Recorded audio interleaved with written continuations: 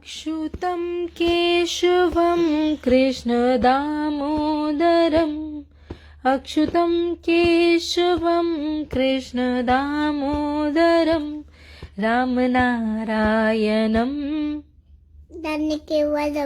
जानकीवल्लभं कौन कहते हैं भगवान? कौन कहता है भगवान?